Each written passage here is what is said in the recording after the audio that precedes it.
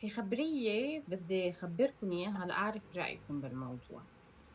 من يومين تجي على الصالون عند أختي عروس مع رفقتها، وفي أمها معها، يعني أم العروس.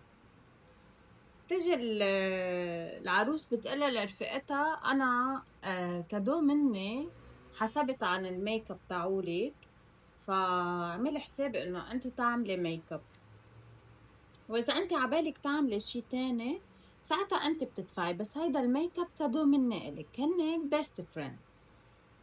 بتقوم أم العروس بترد بتقلها ليش هي كاين معها مصاري لتعمل شي تاني. العروس يعني رفيقة العروس سكتت والعروس انصدمت. فرفيقة العروس قالت لها: أنا إيش جايبة معي مصاري، بدي أعمل، حابة طول ضفيري وحط لون عليهم. بتقلها: وقديش كاين معك مصاري، شو مفكرة انه حيكفوكي هون بالصالون تعمليهم؟ انا بعدني عم بسمع، عم حاول استوعب اذا انا عن جد عم بسمع هيك. بتقوم العروس بتسكت، بتقول انه اذا بقى في شي زيادة بقول لبابا بيجي بيدفع. انا طلعت بالام يعني العروس مصدومة، عم تقلها لأمها انه ليه عم تحكي معها هيك، والبنت مدمعة. طلعت بالام قلت لها: انت بدك تعملي ميك اب؟ قامت قالت لي: ايه. قلت لها: معك مصاري يكفوكي عنا؟ قالت لي: شو قد ايه كاين بده يطلع؟ قلت لها: وعلى اي اساس سالتيها الها اذا معها مصاري يكفوا وانت مش عارفه قد ايه انا حاخد منها مثلا او اختي؟ ف كيف حكيتيها هيك؟ قالت لي: ما هن فقراء ما معهم مصاري. فهون انا بتعرفي هيدا اللي بيكون مضوي احمر هيك بديناه، انا ضويت احمر. هيدي الكلمه كتير بشعه، كتير بشعه، انه هن فقراء ما معهم مصاري، لكن انت باخلاقك الزفت غنيه. ما فهمت. ف قلت لها: اوكي خير.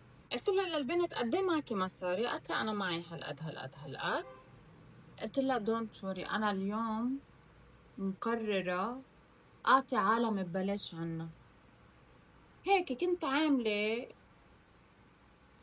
مسابقة، وطلع كذا حدا طلع له اسمه اللي بده بيجي بيعمل عنا ببلاش. فبما انك انت هيك هيك جيتي، فانت اليوم عنا ببلاش.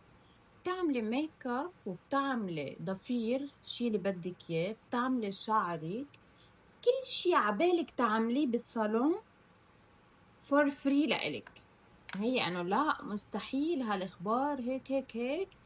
قلت لها: مستحيل، انت اليوم كل شي بدك اياه تعمليه عنا ببلاش. لا وشو، انا بكل ثقة، يعني انا اصلا مش سائلة اختي. ف قامت الأم انصدمت وعصبت، قال: كيف بدها تاخد ببلاش؟ تروح تعمل ببيتها، شو جاي تجرسنا هون؟ قلت لها: سوري، بس انه العروس دافعة وحتعمل العروس عنا. البنت طلع لها كل شي عنا ببلاش. اذا انت مزعوجة ساعتها انت فيك تطلعي من صالوننا وتروحي على صالون بس بفوت الطبقة الهاي كلاس الغنية مثلك.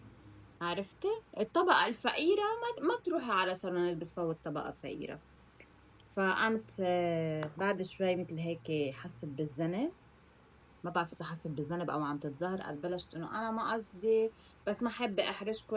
انت حرجتي بنتك وحرجتي البنت اللي قلتي عنها فقيره، وحرجتي حالك، يعني انت قلنا ما حرجتينا بالعكس.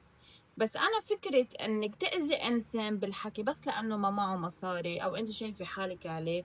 سوري، اغنى واحد في اغنى منه، والاغنى منه في اغنى منه، فما فيك تقارني حدا بالمصاري.